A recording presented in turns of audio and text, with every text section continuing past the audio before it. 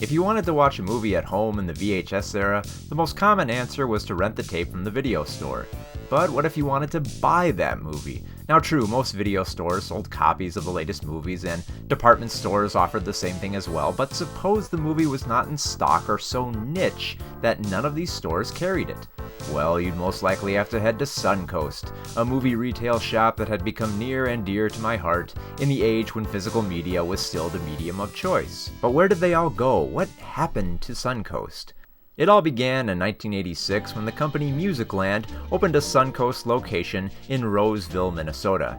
Except back then it wasn't called Suncoast but rather Paramount Pictures. And yes, I am talking about that Paramount Pictures. So yeah, they were a little niche at the time, what with the studio-specific name, but the idea of selling VHS tapes for retail soon caught on, and the stores soon changed their name to the Suncoast Motion Picture Company. A much better title than Paramount Pictures, I think so. What began as 15 stores ballooned to over 200 stores by the early 1990s, becoming a staple of malls for any movie lover. Walk inside and not only will there be rows upon rows of countless movies, but an atmosphere of Hollywood, what with the film reel decorations and palm trees to remind you of California. There were even metal palm trees built by the entrances at some locations, as with the location at the Southdale Mall in Edina, Minnesota. To this very day, long after the store has left the Southdale Mall, the palm trees still remain as a reminder of what once was. It gives me nostalgic reminders every time I pass by it. Now, while Suncoast was doing well enough to become a haven for those seeking any movie they wanted, they weren't exactly soaring in the 1990s. As the demand and popularity for videos expanded, so did the retailers expand to keep up with the customers. Department stores started stepping up their video departments by increasing their inventory, trying to carry the latest and most popular films at competing prices that Suncoast frankly couldn't match. To stay relevant in tough times, Musicland decided to rebrand all their remaining Musicland stores into Sam Goody, and decided to carry movies alongside with their records. Musicland opened Media Place stores, which not only carried movies and records, but also books, software, toys, electronics, cards, sports collectibles, and anything else you could think of that's media related.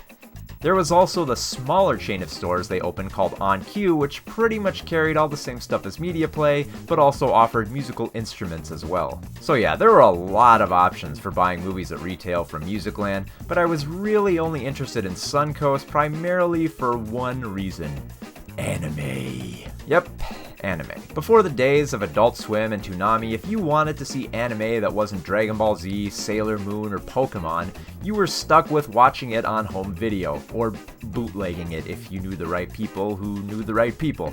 But since I didn't know much of anyone, Suncoast became my primary source for anime, as the genre was still fairly niche in 1998, that most retail chains weren't as savvy to stock the content. I feel the need to bring up the biggest selling point that Suncoast had over the competition, and what they primarily sold as a feature that many stores didn't offer: the employees and their movie knowledge. I can't think of a single store during the year of 2000 that I could walk inside to talk to the employee about Ranma 1/2 and not look like the most crazy person in the store. Seriously, the people who worked at Suncoast knew so much about movies and anime that I became like their nerdy apprentice. I mean, it was so much fun. Very embarrassing in retrospect that I idolized retail employees, but still fun. By 2001, anime was no longer a niche fascination, but a full-blown phenomenon with Adult Swim and Toonami leading the bandwagon. Suncoast was quick to capitalize on this fandom, and boy did they ever. I can't tell you how many anime DVDs I pre-ordered from Suncoast that came with all sorts of promotional items. The anime section itself exploded as well. No longer were there just rows upon rows of anime DVDs and maybe a few posters or t-shirts, but now you could get soundtracks, manga, toys, and Pocky and Ramune all in the same area. Now, while it seemed that Suncoast had found its dedicated market, things were not faring too well for Musicland. In 2001, they were bought by Best Buy in hopes that the big yellow tag could get in on the media selling action. Turns out that was a bad idea, as the company lost $85 million in just 1 year of investing, mostly because Best Buy had no clue how to run a retail store inside a mall. While the Sam Goody's, Media Plays, and On-Q stores went through massive changes, Best Buy decided to either sell Musicland or just liquidate their assets outright. Thankfully, however, Musicland was bought by Sun Capital Partners. Now, this new owner was determined to make the stores work, but the pressures of big box stores and shifting of retail towards the internet proved to be too tough to compete with. By 2005, Musicland had filed for Chapter 11 bankruptcy, and the empire slowly fell. MediaPlay was the first to go, as all their stores took up so much space and offered way too much media that couldn't compete with lower prices at other big box stores. While MediaPlay disappeared almost overnight, hundreds of Sam Goody's and Suncoast began closing their doors as well. There was still a twinge of hope left for Musicland, however, when the company was bought in 2006 by Transworld Entertainment.